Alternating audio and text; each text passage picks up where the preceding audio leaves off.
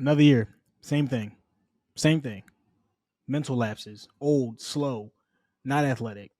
Like I said, all right, I already said it. Mental lapses, attention to detail, no attention to detail, no focus, no energy, no heart. Same thing every season.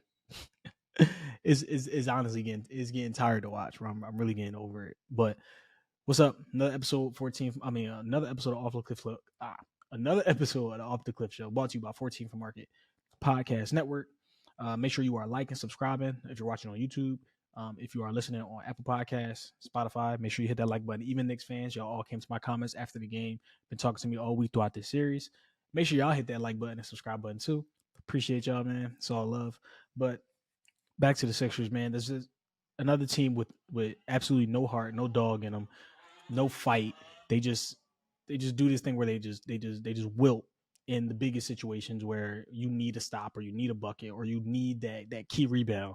They've been losing to those specific plays all series by the Knicks, and the Knicks just wanted it more. I've been saying that the Sixers are the better team pretty much on paper all series, and I still stand by that because they are the better team. Like, depending on how much they played together all season, like injuries, whatever, right? They are the better team, but the Knicks want it more. And I did not think that they could survive on a 7-game series playing like that, where their offense is basically Jalen Brunson save us. If not, we're just going to crash. Every time you miss, the entire team is just going to crash the rebounds, right? And the Sixers just refuse to show any heart or show any reason to stop any of that, right? If you go look at the rebounds by the Knicks, like there's no reason. Josh Hart has 17 rebounds. OG Anunoby has 14. The Knicks offensive rebounds, they had wait, what? Oh, Knicks offensively, they had 15. They had 15 offensive rebounds, 37 defensive rebounds. Like, it's just these things are just like effort plays, right? And I know the Knicks they have more athletic, they have more they have youth, they have just players that hustle more and that want it more, and they just have better rebounders than that. The Sixers just don't. I thought that the Sixers would just man up and be like, okay, we're just going to box out every time a shot goes up. They just refuse to do it. But then I also saw that it was just something that the Sixers, it was just inevitable, because like most of those rebounds, like OG Anunoby or Josh Hart or whoever is just jumping over every Sixers player, and it's because they're old, they're unathletic, they can't jump, they can't run. Like, we're depending on 40-year-old Kyle Lowry and a 40-year-old Nicholas Batum to play heavy playoff minutes for a team with championship aspirations. It was just never going to happen.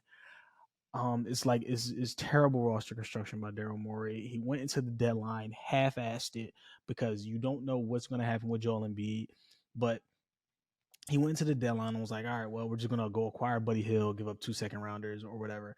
We're going to get 40-year-old Kyle Lowry, and we're just going to depend on them.